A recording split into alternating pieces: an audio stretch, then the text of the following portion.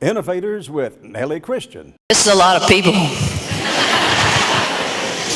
When I was trying to decide what to say today, I had a really hard time coming up with it. Because when I think about innovation, I think we're all innovators. I think that maybe sometimes some of the things that we say or do are possibly seen as more innovative than others simply because of the nature of that thought or that idea. If I asked any of you guys to define innovation, I'm sure it would probably have to do with creativity in some sort of way.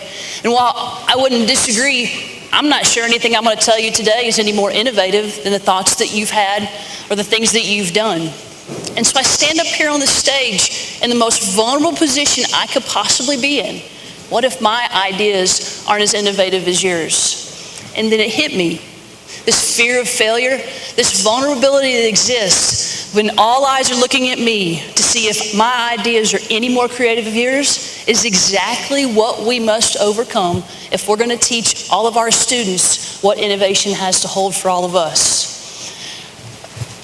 When you think about Webster's defines innovation as something new, a new concept, a new idea, a new device. You have Steve Jobs, who says that innovation is the difference between a leader and a follower. You have Albert Einstein, who referenced innovation when he said, we can't use the same type of thinking to get out of a problem that we use to get into it. My favorite definition of innovation is a positive disruption to the status quo. And I'd like to think that I identify with that one probably the best. So being a part of the TCS, I've had the opportunity to be a part of several different, what I would consider innovative initiatives. And I just wanted to share quickly 3 of them with you. The first one had to do with our Tuscaloosa Can event this last year. And I proposed to both our Martin Luther King Jr. Elementary principal and Rock Quarry Elementary principal, what if our students worked together to be able to create their structure? Well, both principals said yes, and that's kind of when my heart beat a little bit faster. Because I could see this 10,000-foot view of what possibly could happen, but what if it didn't work? But what if it did? So I couldn't let failure enter into this picture at all. And so fast forward to, there were 2 parts to this project that will stick with me forever. The first part had to do with the way the 2 groups of students met. They met via Google Hangout. And within one of the first conversations, after some quick introductions, we had one student from MLK that asked one student from Rock Quarry, hey, what does your school look like? And the kid from Rock Quarry said, well, it's big and it's bright and it has our school, our work all over the place. And the kid from MLK says, ours is too. And then you had one kid from Rock Quarry that asked our 4th grader at Martin Luther King, hey, what are you studying? And the little girl rolled her eyes and said, fractions, And before she could do anything else, the Rock Quarry kids about jumped out of their seat and they said, we're studying the same thing. We are so much the same. So fast forward to the day of the event, and the build was great. We had a good time. But what I'll remember happened after the build.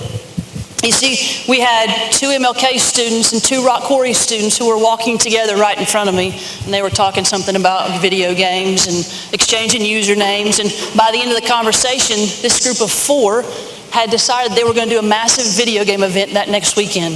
You see, innovation introduced something to them that maybe never could have been. And so, fast forward to the end of the school year in a math tournament.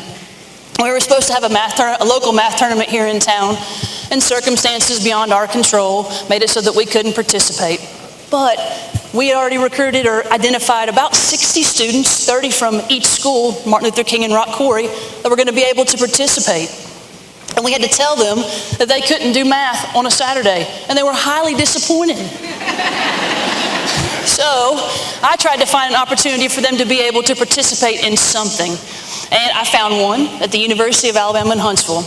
The kicker was we'd have to leave at 5 a.m. on a Saturday morning to get there. Well, I had 2 teachers from each school jump on board with me, and sure enough, on May 12th, we took a group of about 40 students, about half from MLK and half from Rock Quarry, up to UAH and rode a yellow school bus and all the way up to Huntsville and had a great time.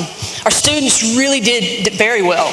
It was really neat to see that when our students were recognized, because some did so well, they qualified for a national tournament.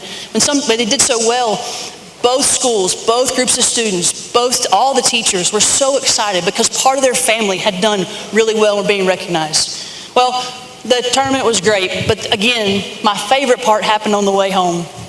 We stopped by Burger King, And I had to just sit back and just watch as these 3rd, 4th, and 5th grade students just took over this dining room at Burger King.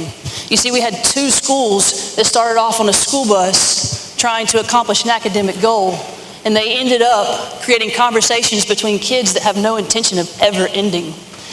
And so we fast forward to one more group I want to tell you about, and this is our SEALs. And this was a new program that we had this summer. It stands for Summer Enrichment and Academy Leaders. And these weren't students who were selected by anybody. They had to self-select. They had to go through an interview process, and they had to go actually fill out an application. They had to go through my leadership training with me, and then we went through and did some hands-on practice within one of our summer programs. And we ended up having about 18 students, about 6 from each high school, and they came together and they served just under 2,000 hours in our summer learning programs this summer. I mean, that's pretty incredible. But the cool thing for me is while I wanted to create this opportunity for our students to be able to give back, they're wanting to continue to fan this flame of student leadership. And so my small idea of being able to create this program has turned into a student-led idea where they want to carry on leadership with their actions and their ideas. And really, this is what it's all about.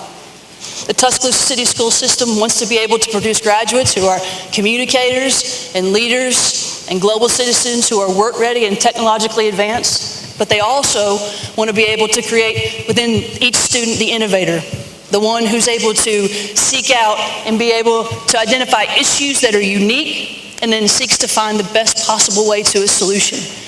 But the thing is we can't do that unless we overcome this fear of failure, this vulnerability that exists when we step out there, when we try to have the courage to be able to go outside our comfort zone. See, we must present this world of possibilities to our students that's just waiting if they just dare to do these great things. And so I'll close with just 2 simple words. And these simple words are really just thank you. Because innovation may be seen as this opportunity to be creative or to think outside the box, but really it doesn't happen unless we have the encouragement and the empowerment to do so. And so to my family, and to my coworkers, and my teammates, and my administrators, thank you. Thank you for daring me to do great things. Thank you for giving me the courage to be able to step just outside my comfort zone so that I know that I can attack this world and be able to do whatever I can do to make a difference. Henry Ford said, "I'm looking for a lot of people who have an infinite capacity to not know what can't be done." May we be a family of educators that is teaching the next generation of community and world leaders who knows no limits to the ideas that can be developed and the solutions that can be reached. Thank you.